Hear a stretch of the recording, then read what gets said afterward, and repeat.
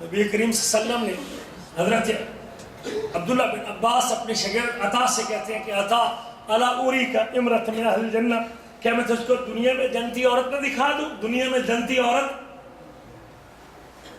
دنیا میں جنتی عورت نہ دکھا دوں؟ عطا کہتے ہیں اللہ کے رسول دنیا میں جنتی عورت جب جنت میں جائے گی تو جنتی ہونے کا فیصلہ ہو گیا، ایسے دنیا میں جنتی عورت کیسے؟ فرمایا نہیں، انظر الی ہذہ المرأۃ السوداء، وہ سیاہ فام عورت، وہ بڑھیا جو سیاہ رنگ کی کالے رنگ کی اور بوڑھی عورت جا رہی ہے، یہ جنتی عورت ہے۔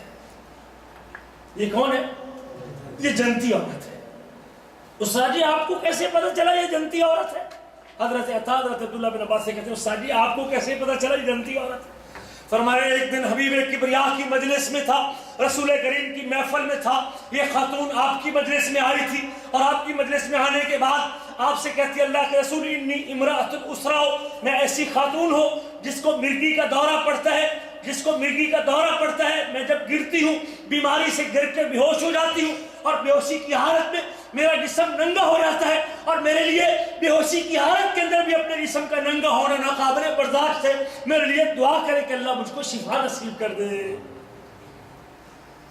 نبی کریم اس خاتون کی بات سننے کے بعد فرماتے ہیں اگر تو چاہتی ہے تو میں تیرے لیے دعا کرتا ہوں، اللہ تجھ کو شفا دے دیتا ہے، اور اگر تو بیماری پہ صبر کرتی ہے، اللہ کے فیصلے پہ راضی رہتی ہے، اللہ کے فیصلے کے سامنے سر تسلیم خم کرتی ہے، تو پھر میں اس صبر کے بدلے میں تجھ کو جنت کی ضمانت دیتا ہوں۔ اگر تو صبر کرنا چاہتی ہے تیرے لیے کیا ہے؟